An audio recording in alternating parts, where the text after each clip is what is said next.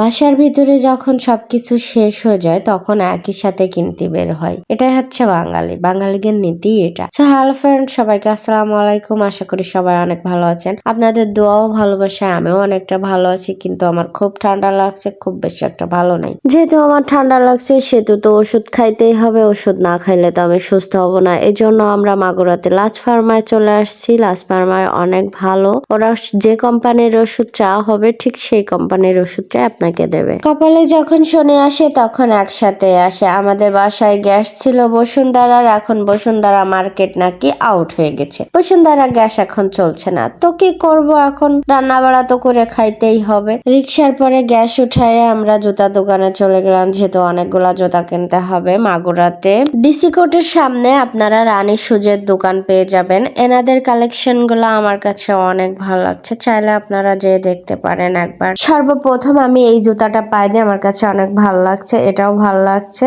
তারপর সাদা কালারের একটা জুতা পাই দিয়ে, এটাও আমার কাছে ভালো লাগছে। এটা আমার কাছে অনেকটাই ভালো লাগছে। এটা কেমন হয়েছে আপনারা একটু জানাবেন, যদিও আমার নেওয়া হয়ে গেছে। ছেলেদের কিছু কালেকশন ছিল, সেগুলো আপনাদেরকে দেখাই দিলাম। অবশ্যই জানাবেন ছেলেদের কালেকশন গুলা কেমন ছিল। ছেলেদের জুতাগুলো অনেক নরমদায়ক ছিল, বৃষ্টির ভিতরেও পড়লে কোনো সমস্যা হবে না। এই জুতা কেনা শেষ হয়ে গেছে, এখন আমরা বাসার উদ্দেশ্যে রওনা দেবো। বাসায় যেহেতু আমার টমি একা একা রয়েছে, দেখেন আমার টমিকে সবগুলা জুতা বের করে দিচ্ছি। সে কত খুশি, প্যাকেটের ভিতরে বসে পোলাপুলি খেলছে সে আমাদের সাথে। ভিডিওটা ভালো লাগলে লাইক কমেন্ট শেয়ার করতে ভুলবেন না।